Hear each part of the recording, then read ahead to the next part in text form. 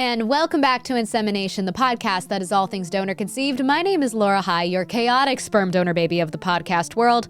I am, as always, so excited for this next episode. This episode sort of happened very serendipitously. This recipient parent came into my comment section on TikTok, started asking some questions. I was responding. And with the things that they were mentioning to me, we started DMing privately. Instantly, I was like, I need to hear your story. So we hopped on Zoom. And as she was expressing and telling me all of her stories, her thoughts, her opinions on donor conception, I was like, we need to just make this an episode. Everybody needs to hear your story, hear your experience, hear your perspective, because my goodness, you have so many valuable things to say and so many valuable things that need to be heard. Now, this recipient parent has chosen to remain anonymous, which we completely support. So we have given her a fake name of Sarah, and we are hiding her face for the video on YouTube. You'll still see me, but just not Sarah. Which would lead me to my first piece of housekeeping. Please subscribe to the podcast wherever you are listening. Hit that subscribe button, leave us a rating, leave us a review, and also subscribe on YouTube. As we are looking at the impending shutdown of TikTok, I am moving to YouTube. I will be making the same kind of donor conception content that you have all grown to expect from me, all on YouTube. I'll be going into much more longer form content, diving into the weeds. It'll be really fun. I've already posted my first video doing it. It was super scary, but I loved it. It was really nice being able to have much more time to kind of get into it. And best news of all, I was able to, in the what is it called? The comment section, not the comment section, the description, I was able to list resources. That was awesome. That I could just be like, here's all of these articles, here you go, here's everything that backs up what I'm saying. That was delightful. I really enjoyed that. So yes, please subscribe on YouTube, and also please follow me on Threads, on Facebook, on Instagram. All of that stuff literally does leaps and bounds and helps out so unbelievably much. Technically, I have an X account, but I don't use it. I need to figure out how to close that freaking thing down, so just don't even bother following me there. And my last bit of news is I have a fantastic show coming up in Emmaus, Pennsylvania. I'll be co-headlining with Lucas Arnold, an absolute amazing TikTok sensation. We are performing at the Emmaus Theater. It's a gorgeous theater. Tickets are available in my bio, in my link tree, link in bio, on my website, www.laurahigh5.com. The 5 is spelled out F-I-V-E. Please buy your tickets ahead of time. Cannot wait to see you there. And also, all of my other shows are listed too, so you have a choice of shows to come to. But let's not waste any more time, and let's get to Sarah's story. Well, welcome to the podcast, Sarah. How are you doing today? Great. How are you? I am doing very, very well. Very excited to have you on. This was a very quick turnaround from you and I meeting to going, we need to do a podcast episode about this. It's a crazy bride out there. It's a crazy world. And yeah, no, you went from, because I saw your comments that you left me and I was like, I need to hear your story now. And then after hearing it, I need everybody to hear this story. So let's start from the very beginning. Please tell us what year you started looking at donor conception and kind of the start of that journey with you and your spouse. So my spouse and I got married in 2017, and we knew pretty much right away that we wanted to start a family quickly. We knew that it might take a while, both being queer, just that it was not a cut and dry process. Mm-hmm. So we started looking at clinics in our area and found one that we thought we liked that did donor insemination. And You're so in from Kansas, there, correct? You're in Kansas? yes. Okay, fabulous. And so from there, we kind of went through their spreadsheet that they gave us of here are the steps that you need to take in order to get this done. What was your knowledge about the fertility industry, donor conception prior to this? At that point, not very much. Mm-hmm. In the queer spaces that we were in, there was a lot of talk about like reciprocal IVF, and there was a couple YouTubers that were going through insemination. Mm-hmm. But really, that's all we knew, was that it's possible with 2 uteruses to buy donor sperm Mm-hmm. and inseminate someone and have a baby. And we were like, yeah, we're gonna do that. Fantastic. Oh, I wonder who those YouTubers are. I'm very interested. Okay, so you picked your clinic and you started going through the process with them. So you obviously they talk about cryobanks. Which cryobank did you end up picking and why? We went with California Cryobank, Mhm. and really it was just because it was the largest one we found. It had the largest donor database, and we liked the information that it provided as far as like what it gave you for the price. Was there something specific that you were looking for with a donor? Not really. I mean, we wanted, because I was the non-biological parent, we wanted someone with, my features, but Mhm. really, we just wanted someone whose medical history appeared healthy Mhm. and who, didn't sound like a crazy person. Fair enough. Fair enough. And then when you were looking at it, were you thinking about anonymous, open ID at 18, known, anything like that? So we didn't really know at first. We weren't sure kind of what it all meant, but Mhm. when we looked at the website, 80% of the donors available were anonymous. Mhm. Um, and when we had gone to the clinic, they kind of pushed things like know your CMV status. That's important when looking for a donor. But they didn't really give us more than that until we got to the genetic counseling appointment. So this was okay. So how did the genetic counseling appointment go? So that was one of the steps that you had to do before you could actually do your insemination. You had to meet with this genetic counselor person that they provided to us. We Okay. didn't get a say, there wasn't a list. It was here's That this person. was that an extra cost for you? Yeah, $500 for 1 hour to visit this person we never met before. Um, To a genetic counselor? yeah, that's what they called her. Okay. Um, And they just said, here's your date, here's your time, pay your $500. She will talk to you for 1 hour, sign a form, and you can move on to the next step. Wait, they called her a genetic counselor. This sounds like more of a like family counselor? Because a genetic counselor, I'm thinking they're doing panels and things like that. Not a geneticist. This person was basically telling us, hey, you're using donor specimens Mhm. and you need to be prepared to answer to your child about that one day. She asked us a lot of questions about like, how are you going to tell your kids that their donor conceived, and how are you going to, explain where their dad is? But really, she told us, are you using a known or unknown donor?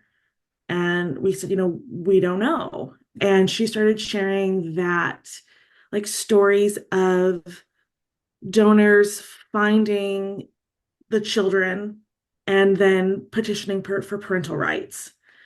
Um, and we were horrified. She shared several stories about like if if you use a known donor, me being non-biological, he can say he's their father and he is, and then you won't have any parental rights and he can take your kids for visitations. And so we were obviously horrified. And she was like, well, if you use an anonymous donor, then you're safe. Like, then no one can steal your kids, steal. No one can steal my kids and like you'll be all good. But there was never any conversation about like how that would affect our children. It was all about us, which seems wrong now, about like how I would feel about that and how I would feel like I was in competition with the donor and the donor would be the other parent. And, it's going to ruin your parenting journey. There's so much to unpack. I have so many questions. Okay. So is she claiming that there are donors who are okay, so okay. This is where I'm confused. So she's saying that if you use a known donor, but there are donors who are finding their donor conceived children. That alone just doesn't make sense because if it's a known donor, they're not finding the children. Like that That Right. So alone he's doesn't make pretty much saying that, like, if you use a known donor, you can, you're at risk of him wanting to parent, and that the law is not on our side, that if he were to take us to court because he's biological, he would get parental rights, regardless of being a donor or regardless of the paperwork that was or wasn't signed, that I would not be recognized as a parent until adoption was completed.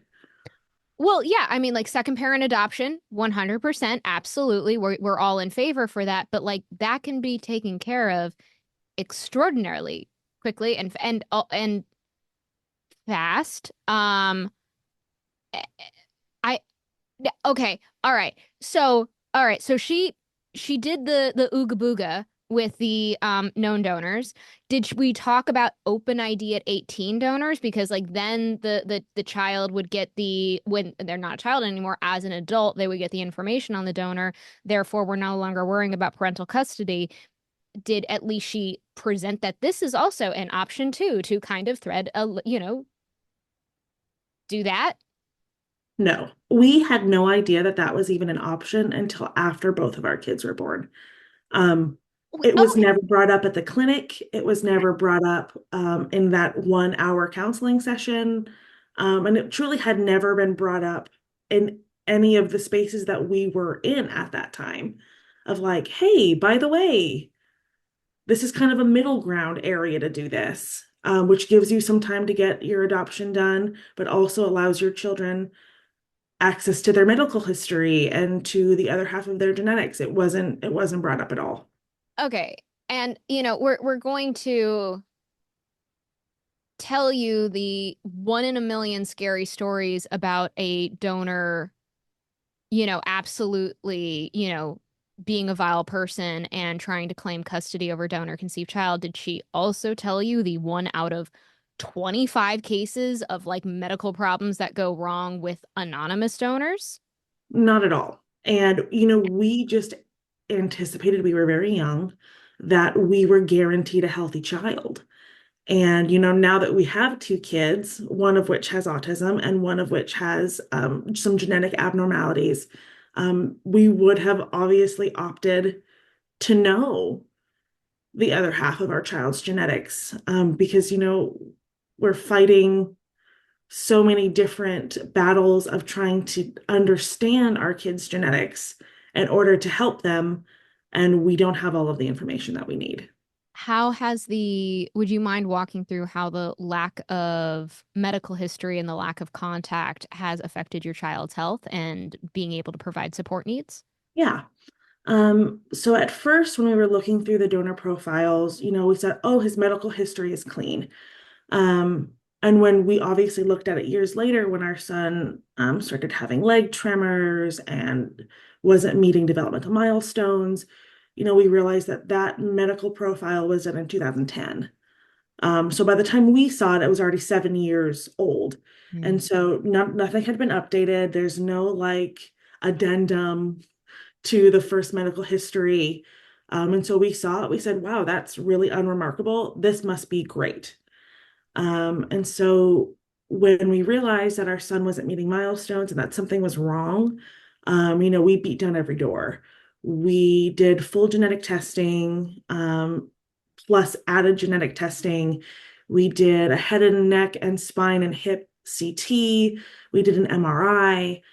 Um, it led us to a children's hospital in Philadelphia where they did, we met with the leukodystrophy specialists, which deal with degenerative brain diseases. And at one point, they told us, hey, your son has, this genetic mutation. He may not make it to 10. Um, he may lose all of his skills and he may just die. And, we said, well, how do we know? Like, how do we know if he has this or not? And they said, oh, well, we just take blood from both parents. And I said, well, we got a problem. Our son is donor conceived, and we only have, one genetic parent here. And they said, well, we can never tell you for sure then. Um, and that was kind of the boulder of, oh my gosh, what do we do? We don't have any access to who this person is or to any updated information, and they're telling us our son might die.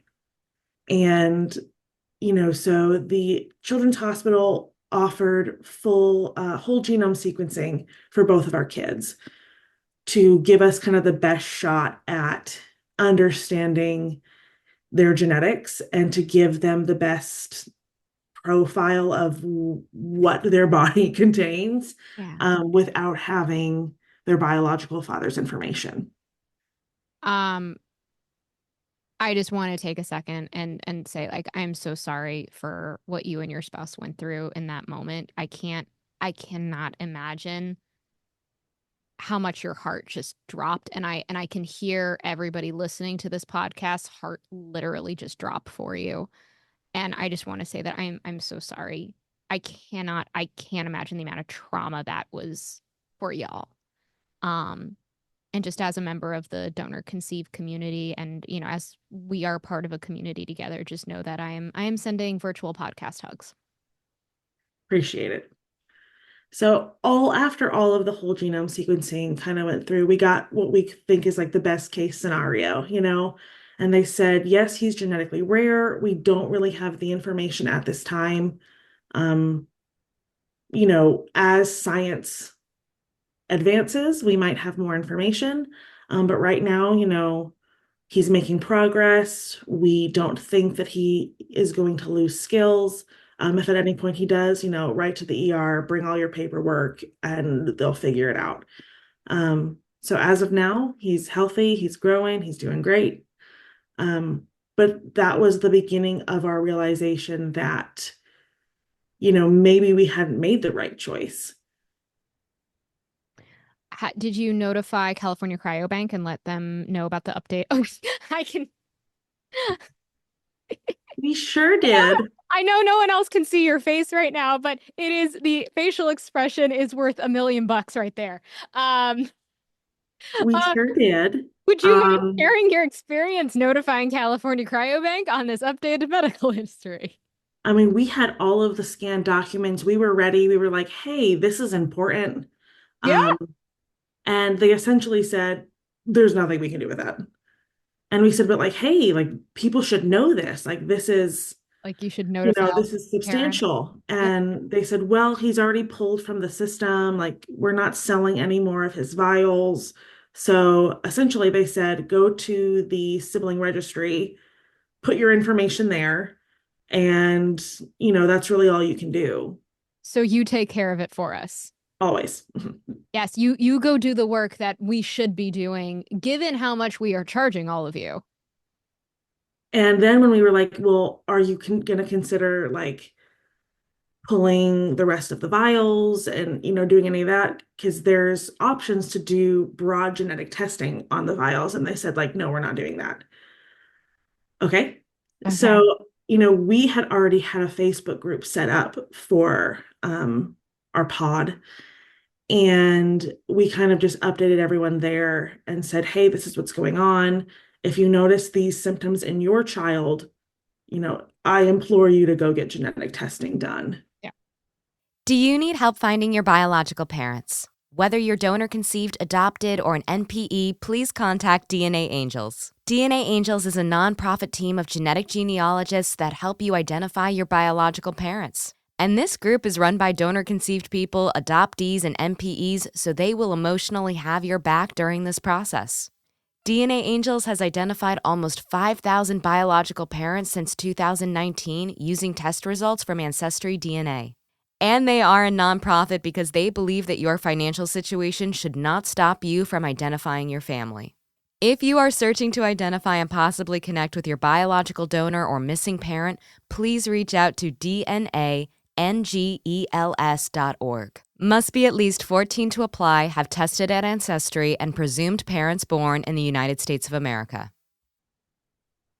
Has anyone else's child had similar issues? Not to the extent that our son did, but out of 14 children that are in that group, 4 out of 14 have autism, of varying degrees. And the geneticist we went to, the real geneticist, um, said that that is statistically significant. So there is some kind of neurospicy something in there, but we're just not really sure what it is. Yeah, well, speaking as a fellow autistic neurodivergent, it's like, what's up? We were made from the same spice rack. Hello, friend. Yeah. Um, how how are the other recipient parents reacting to this news as well? It kind of varies. A lot of them are like, well, sorry for your luck. You know, like my kids are pretty good. Oh my Um, God. I and was the not other ready for ones that. are like, well, do we want to continue to go forward with this? You know, we had considered a third child, um, but we thought like, let's not roll the dice anymore. We don't really know what we're working with here. And so I think a lot of parents have either chosen to say, "Hey, my child, is disabled, and I'm one and done." But there have been others who have two or three kids from this donor, and all of theirs are neurotypical currently. How I'd love to like pop back to the quote unquote genetic counselor. Because I'm just how else like what else happened in that meeting? Because like the fact that she just literally terrified you and was like, known donor is the monster under the bed, boogeyman kind of thing. Never mentioning open ID at 18, which is still like crazy pants to me. How else did that meeting go? It was a lot of her trying to level with us. She's like, "Well, I used a donor, and he was anonymous, and my world is all rainbows and butterflies. And I'm going to get married and I'm going to tell my child that that's their dad and it's going to be perfectly fine." So we were like, okay, well, that Wait, sounds wait, good. wait, wait, wait. She's gonna tell. Wait, hold on. She's gonna tell the donor conceived child. This is that the man that she's about to marry is the child's biological father. Yeah, she So- was like, well, you just don't have to tell them. And, we kind of looked at her and What? said, we're both women. Like, our kids are going to know. Like, there's no way to, like, she's like, well, yeah, I guess. She's like, but you don't have to disclose that you used a donor. And I was like, well, we will though. Like at that point, we had books and all sorts of like. She was like, well, what are you going to do? Like we have literature. We have a plan to be honest from day one and just be like, let our kids know, like, yeah, you used a donor. Like it's not shameful. Yeah, Um, I'm okay. Um, all right. More to unpack here. Okay. So I assume was she initially a single mom by choice? Yes. Okay. From what she explained, she had just a hard time conceiving. And so she ended up with a donor and then she ended up getting married somewhere in that process. Okay. And the counselor who is, I'm assuming, licensed in 2019? 2018. 2018. Wow, what a different world. Is actively Mm. telling you, I'm gonna lie to my child about who their biological father is, and you should too. Yeah, just like you don't have to tell anybody, almost as if it was like a dirty little secret. Like Oh my you God. didn't have what you needed and no one has to know about it. This is the kind of shit that they were telling parents in the 50s. Oh my God. Ah, I Kansas, mean, what's she was going on? proud that we had literature. She wrote it down to give to other people she counseled. She was like, wow, I've never heard of those books. And She's never heard of that? it's a simple Google search, like books for donor conceived children. And there Oh, they are.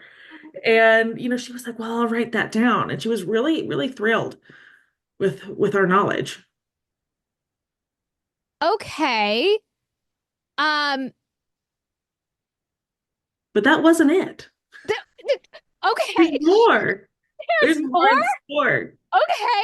Sure. What Another else? question she gave us Yeah. was, you know, the way she explained it was your kids are going to grow up and they're going to be upset with you. And kids throw the biggest rock at you that they have, and your biggest rock will be you don't have a dad. And how are you going to tell them? Like, how are you going to deal with that when they say, well, I don't have a dad and it's all your fault? I was like, I don't know. I'm just Uh, going to be honest. she is saying that she actually said that to Mhm. a, at the time, lesbian couple, Mhm.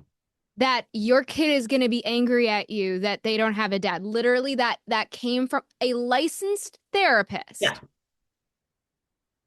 And how are you going to handle it?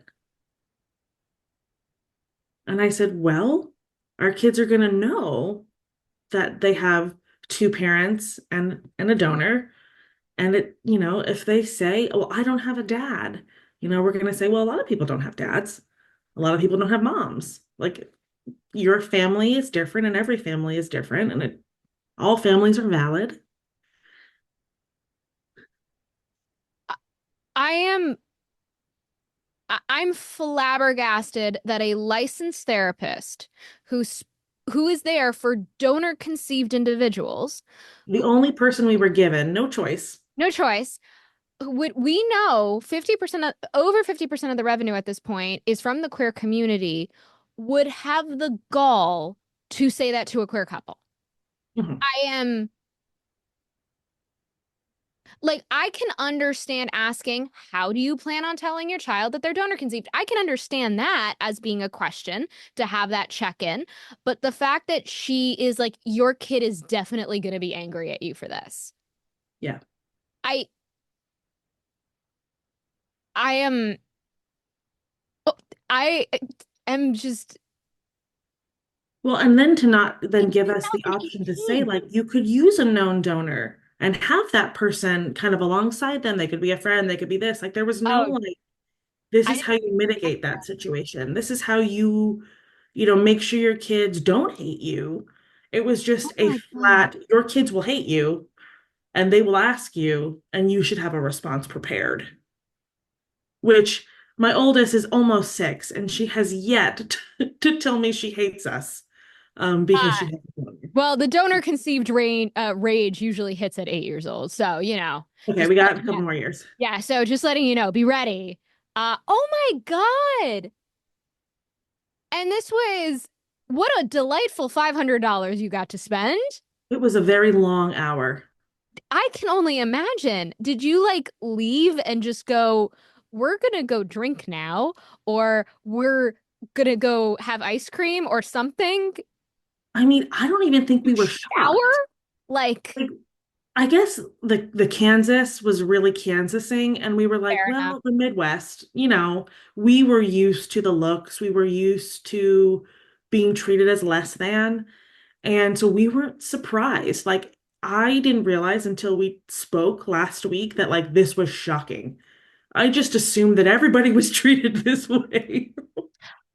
It it always shocks me because the fertility industry touts and virtue signals on like, we are so queer friendly, we are the most queer friendly industry, look at us being so awesome, rainbow, rainbow, rainbow, rainbow. And the amount of queer couples who I have spoken to who have faced incredible queer phobia from the clinics, the counselors, the banks is rampant. And like, I understand you're in Kansas. Now, I've never been to Kansas. Don't go. I'm not, I'm not gonna like, but obviously I know it is a red state. So, I'm gonna have some preconceived notions. But if you are working in the donor conception field and in 2018, like at 2010, the fertility industry made a massive shift that they were like, oh, we really should be pushing and marketing towards queer families. And they realized that in 2010. 2018, at 50% of the revenue is from the queer community. How you don't have at that point your counselors fully trained and licensed on how to ethically and correctly and kindly and compassionately talk to queer couples is, even in Kansas, a little bit beyond me.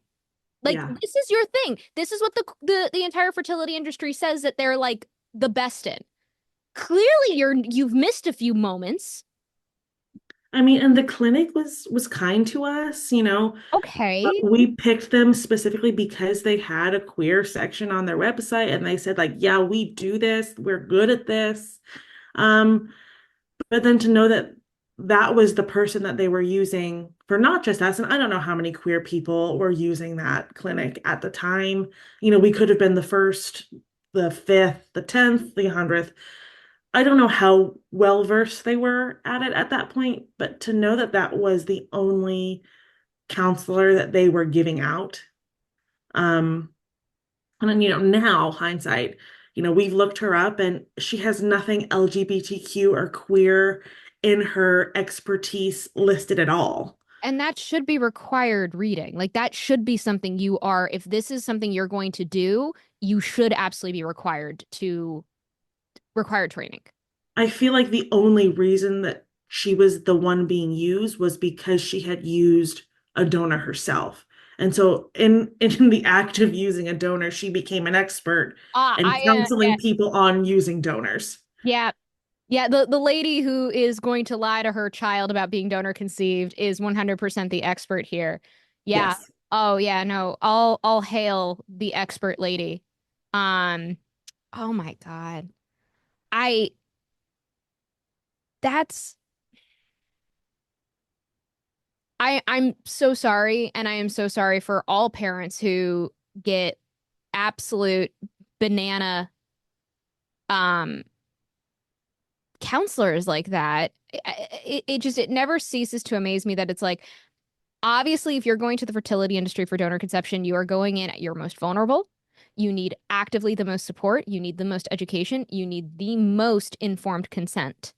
And the fact that like that was a gatekeeper for you, that was somebody who you were required to pay an extra $500 to spout that nonsense at you, is like, I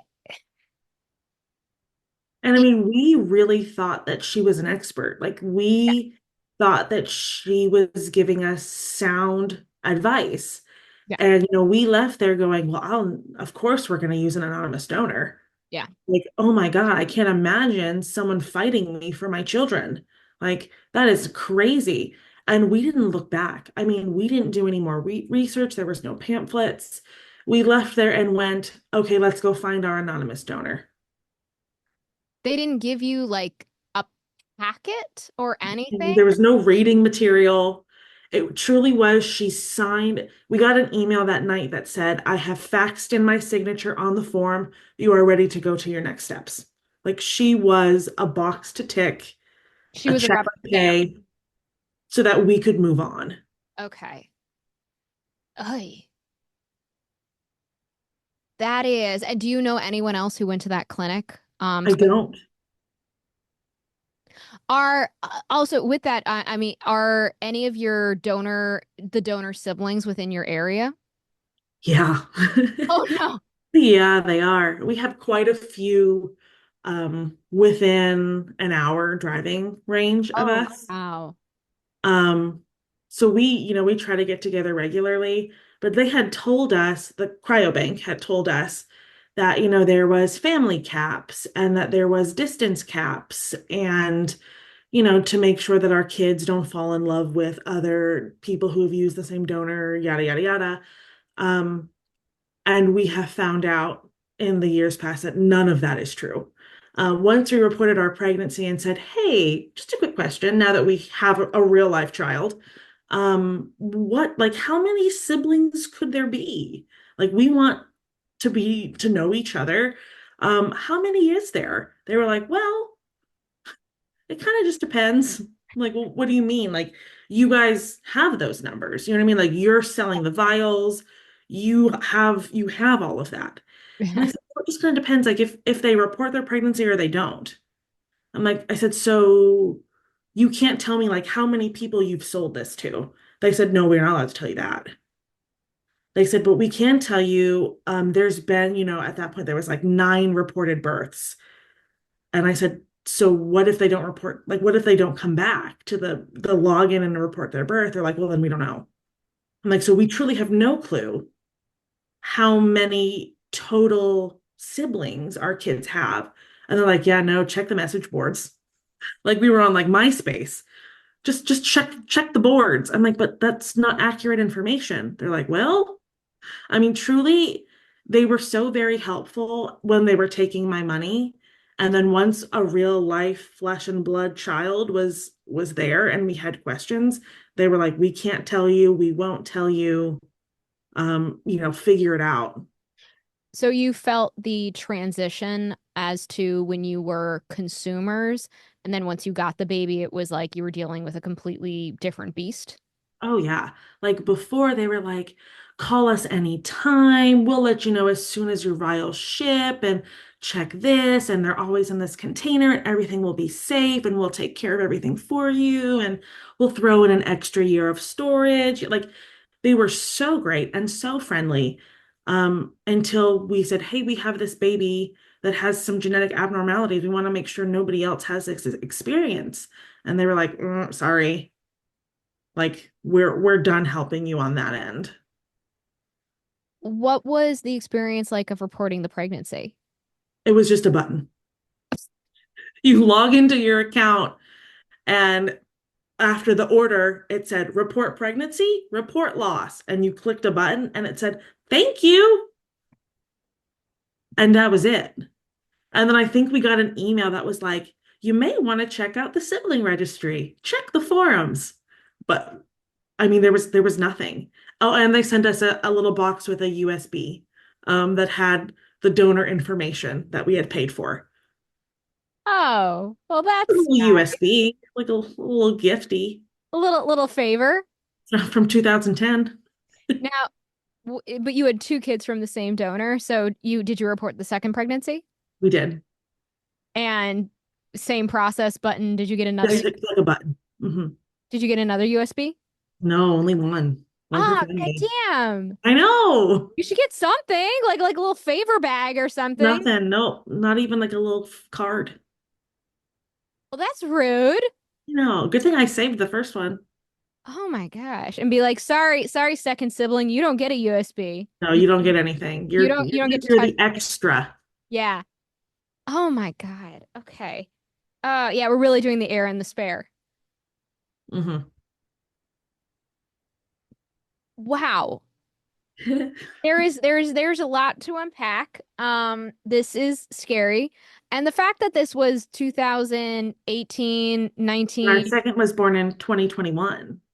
Ah, Hmm. oh my God. Like this is because the fertility industry is like, oh no, all the problems that you're talking about, those are like 80s, 90s. That doesn't happen anymore. No way. And it, it is. It's like literally right here. And it's very upsetting. It's very, very, very upsetting. And I remember them telling us because we were about to move when we had our when we were doing our second insemination for our son. Um, and they were like, well, you have to do it in this state, or else you'll have to redo all of this paperwork and counseling and all of that. So it was almost like if you do it with us and you do it right now, then you can save yourself all of this work. Like it, instead of like, hey, do you want to be counseled again? Like, do you have different questions? Do you have more questions? It was like, you've already done the checklist. We can just inseminate you, bing, bam, boom, and you can get out of here. Because we would have probably liked to have spoken to somebody else and had the opportunity to get more information or different information. You mean Um, just better, truthful information? yeah, I mean, because you have to think that information changed in 3 years and Yeah. that maybe the shift was changing from anonymous is the best way to go Yeah. to known at 18. We didn't know any of that. We were just kind of in our own space thinking that we were doing the right thing for our kids. I'm so shocked they didn't even bring up Open ID at 18. Like I'm so shocked because Open ID at 18 was absolutely being used at that point. plenty of countries were only open ID at 18 countries at that point. Like that knowledge was there. Mhm. Um, were you only allowed to use a specific cryobank? No, we could have used whoever. Okay. Um, I think we looked at a couple different ones, but once we kind of found that California Cryobank had at that time like 400 anonymous donors, Mhm. and I think it had like 100 known donors, and I don't even recall reading the words like open ID at 18. I don't Okay. even remember that being a box to click. I'm sure it was, but like my brain wasn't even focused there. And now when you log into the website, it's completely shifted Yeah. where it's, 90% open ID at 18 and then like 100 anonymous donors and, like 100 or so known Yeah. donors. The banks know that that's where it's shifting. Like they know we're going to eventually become an open ID at 18 country. Like they know that that's where it's going, so that's why they're like, okay, let's catch up before it's mandated. They know that that's where we're heading. Um, they are very, very aware, and that's why they're pushing back on as much legislation as possible so that they have as much time to just like naturally and gradually change their stock. Um, how, what are the steps that you all are doing right now, um, with like your donor conceived children on their journey? Like, where are you all at? So, we've always been honest. My daughter's in kindergarten and they talk a lot about families. And they asked her, hey, what does your family look like? Bring in a family photo. And, she got to stand up at the front of the class and say, I have a mom and I have a dad. My spouse is trans. And so we went from a two-mom family to something that appears a little bit more quote unquote heteronormative. And so, she said, I have a mom and I have a dad and I have a brother and I have a donor. And she was immediately shut down and said, we can't say that here. And she came home and said, like, So why can't upsetting. I say that? And so I had to explain that, like, your family is a little bit different than most people's families, but your family's not less. Your family's just different. And we love the donor. Yeah. We love your donor. Without him, we wouldn't have you. We wouldn't have your brother. And you guys are the best things that have happened to us.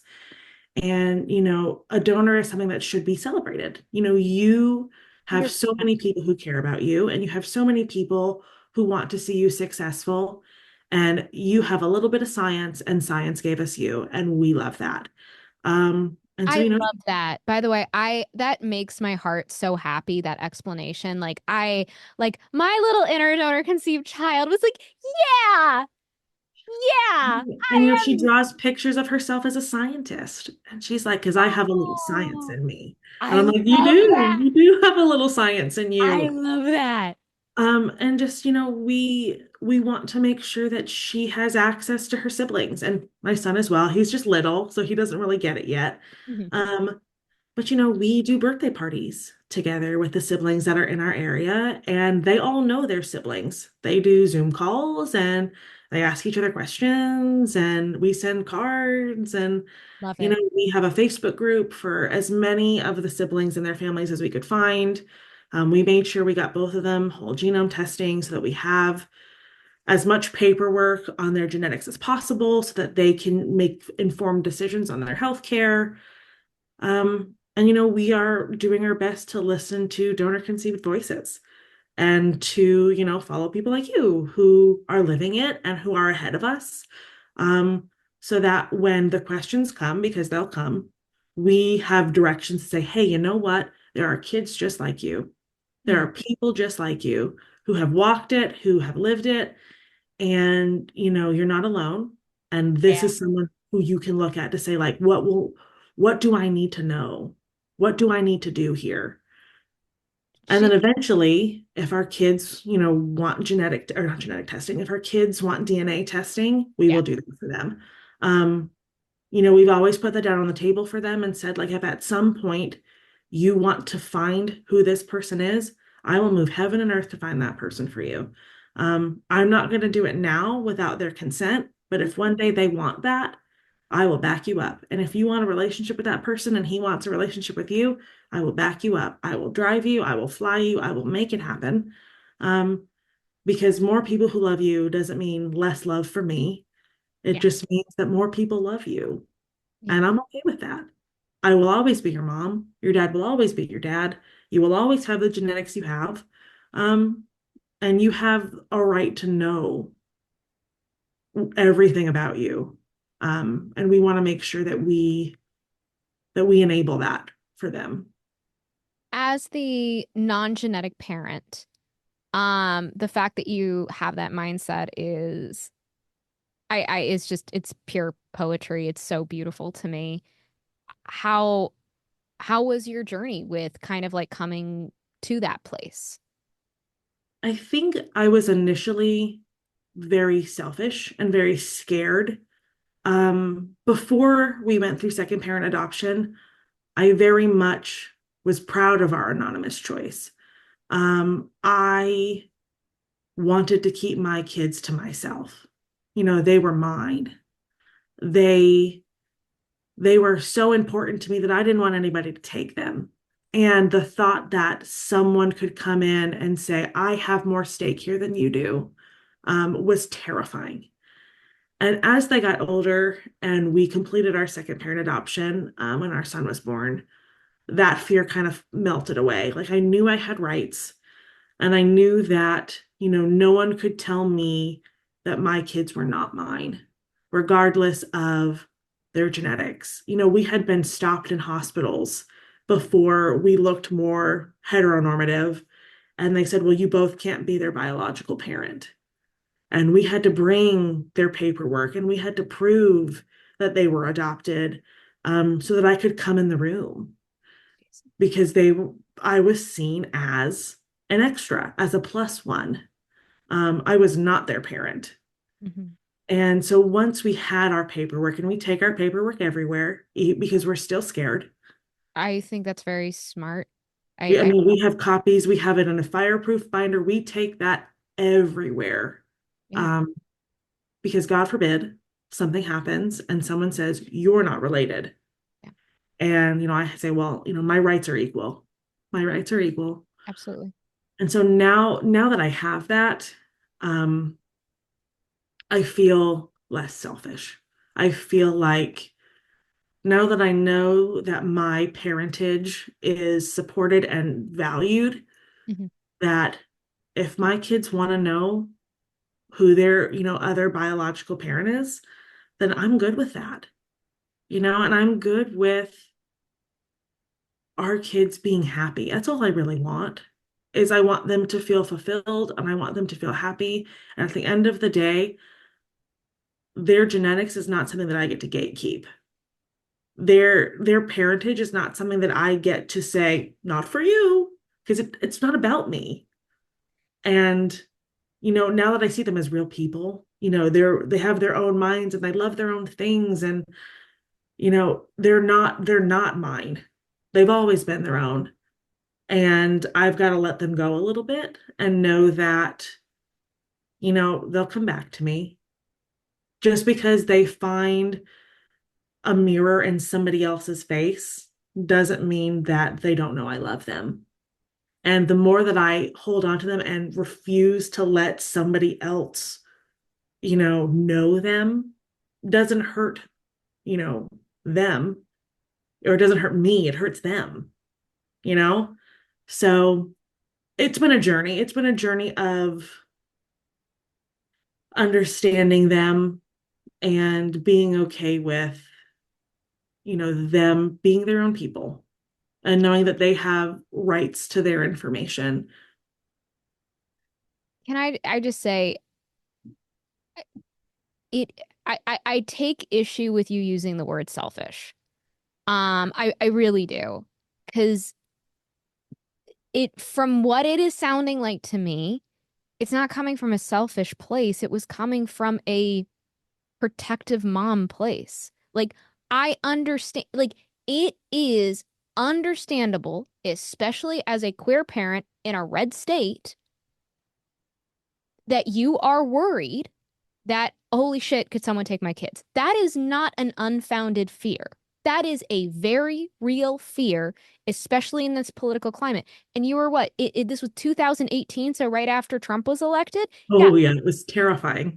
yeah, that isn't selfish. That was, I need to protect my family. That is unbelievably understandable why you were like, shit, I gotta make sure that like we are safe as a unit. That wasn't you going, nah, nah, nah, nah, nah. Like that's like, fuck you, everybody. Like that is understandable.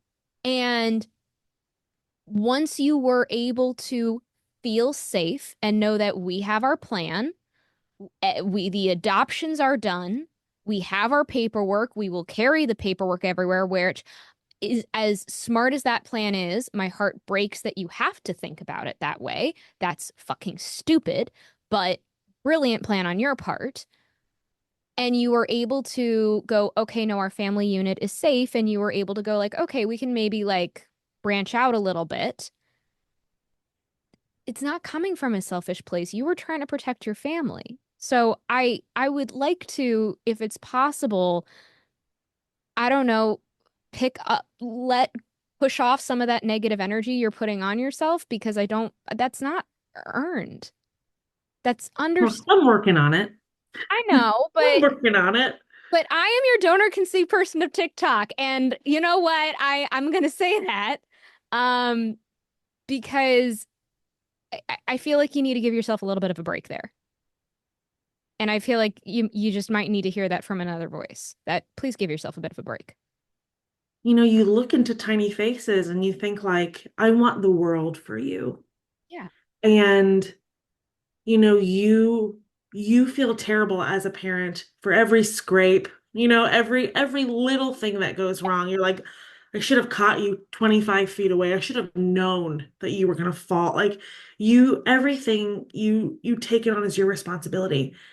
And to know that you feel responsible for those itty bitty little things, and then something as big as like your genetics, it's hard to take that mom guilt or that parent guilt away and say, like, I was doing my best with the information I had. And now that I know better, I'll do better. And I feel like that's kind of how we operate of like, I know better now. And so now I want to set you up to make sure that you have everything you need. Um, so that when the questions come, I have the answers or as many answers as I can give you. But you were also, and again, you and your husband were actively lied to. Yeah. You were kept from information. You did not get informed consent. You did not get the education that you rightfully should have had to make choices that were the correct choices for you and your family. Now, we don't know exactly if you were given all of this, given how you are talking right now, I have a hunch that if you were given all of the correct information, probably you two would be like, wow, we have some real intense thinking we got to do. We really got to kind of play this out. And I have a hunch as to where you'd probably go with that information, given how you have come to all these conclusions. And where your mind is, and showing where your how vast and deep your empathy and your compassion is for your children. Um, you were lied to, as many recipient parents are lied to. And I have told now, I don't know how many recipient parents, the industry is slick. They've been doing this for decades. They know exactly what to say, what not to say. They want you to fit into their exact little cookie cutter recipient parent box because it's simpler for them. It's easier for them. Because for them, it's much better and easier if we push the nuclear family, heteronormative kind of like sort of box. Because once it starts getting a little bit of complicated and oh my gosh, we have to acknowledge that the donor exists. Oh no, then things are become a little bit more complicated and they have to do more work. God forbid. Mm. Oh my goodness. Maybe they can't spend all of that overhead money on themselves, all of that extra money on themselves. Maybe they have to like, they can't buy that third yacht. And they Ugh, have to like worst.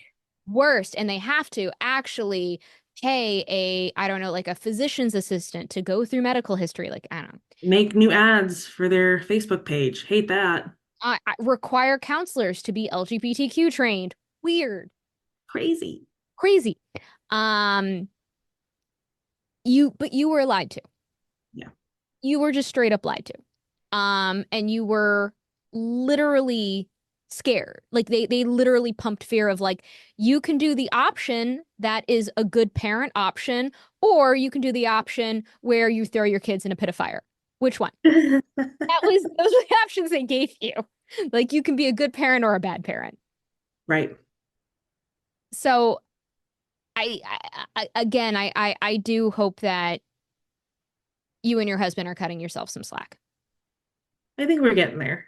I think now that we have a new plan and we know that we are doing the most, doing as much as we can, to make sure they have access to their siblings and to their medical information. We feel good about where we're headed. We feel good about the choices that we're making, um, so that our kids can feel supported.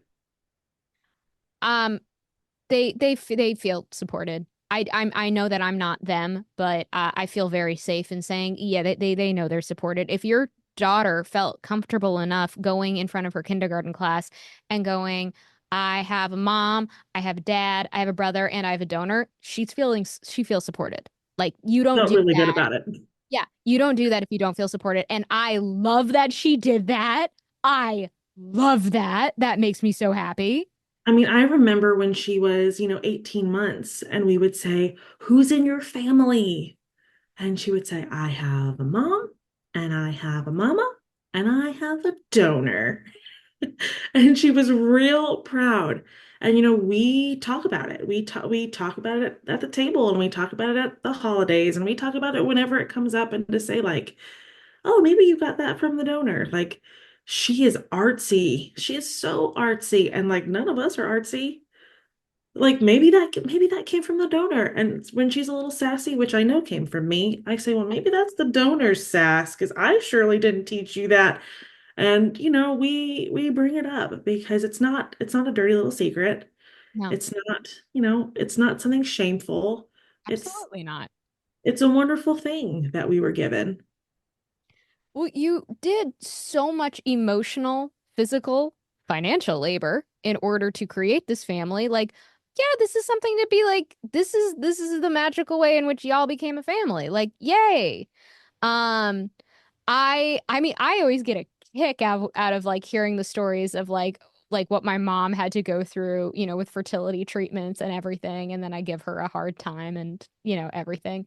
Um, and because that's just us.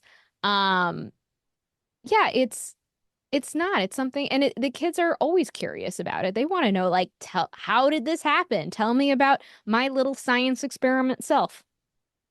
And she loves it. Yeah. And I'm sure our son will love it one day too. But right Oh, now she's into it. that is but and that's so awesome though that she has like the siblings as well that can also be supportive and amazing and know that like, hey, we're all little science experiments together. Yeah, and so far, all of the siblings in her pod are aware, that they're donor conceived. At Okay, least all of the ones who have like real consciousness, like not like infants. totally. But all of the like older kids in the pod, they know.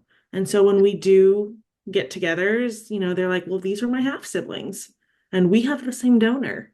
And they're like, "Yeah, we do." And they know that those are people who are just like them, and that, I can see a little of me in them. And we talk about that too, like, "You guys kind of look alike." And they're like, "I know we do." And they Aw. love that. They love feeling like they have a community. Little mini army of them. Oh yeah. And when they get old enough, they can come join the donor conceived community and come party with their big siblings.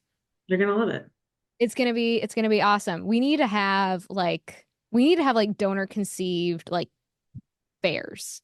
Right. Everyone can like bring a flag with their donor number. Oh, I mean, and then everything needs to be like sperm, egg, embryo themed. Yeah, you can wear your sperm suit. 100%. Like we don't have like a flying like Dumbo ride. It's a flying sperm ride. I It's like not the it. spinning teacups, it's the spinning eggs. This could really be a thing. This could be we all the shots is in turkey baster syringes. Oh, I like that. Okay, all right. No one listening steals this idea. Okay, this is my $1 million idea. I'm gonna make Maybe this we can get the cryobanks to like throw in donations. ah. No, maybe not. No, I think they can keep their money for themselves. I think I would rather, they can. I mean, we'll see. We'll see. We have to have very strict contracts with them. But otherwise, then they're gonna want to have like California Cryobank, Seattle Sperm Bank, like posted on everything. Yeah. They're gonna want us to be like like wear sashes going like, yes, I am Zytex made, and it's gonna be like, Oh, geez. yeah, no, they're gonna want massive sponsorship ads. Yeah. Maybe we can forget them. Maybe, but maybe we can get like I don't know, like we can get like uh different like panels. What is it? Invite? Yeah, Mm-hmm. maybe we can get them. That I feel Like like that. would be like more of our vibe or something. Yeah. All right. And then we'll get like, I don't know, turkey baster brands or something. Hey, I'm down. All right. Well, Sarah, thank you so much for your time. Before we say goodbye, is there anything that I have not asked you that you're like, you didn't ask me this and I want to answer this question? Is there anything that you want to throw out there, you want to say, anything that you just you must get out? I don't think so. I think we covered it. Fantastic. Well, thank you for sharing your story. I think it is so important to share that even today, this is the kind of shit that the clinics and cryobanks are telling recipient parents. And this is why it is so important that we make sure that everybody goes in educated so that you can properly advocate for yourself. So thank you, and thank you for I just I love hearing your perspective on as a recipient parent. It's so beautiful and it fills me with so much hope. I appreciate it. Thank you for having me. Thank you. Thank you all so much for listening in. We will have a brand new episode for you next week. But before you go, please like, subscribe, leave a review, leave a comment, subscribe on YouTube because the entire episode is also posted on there, and that is where all future donor conception content will be going. Follow me on Instagram, Threads, Facebook, and remember, Lucas Arnold and I are going to be co-headlining Emmaus, Pennsylvania, January 18th. We are so excited and cannot wait to see you then. Have a great day, everyone.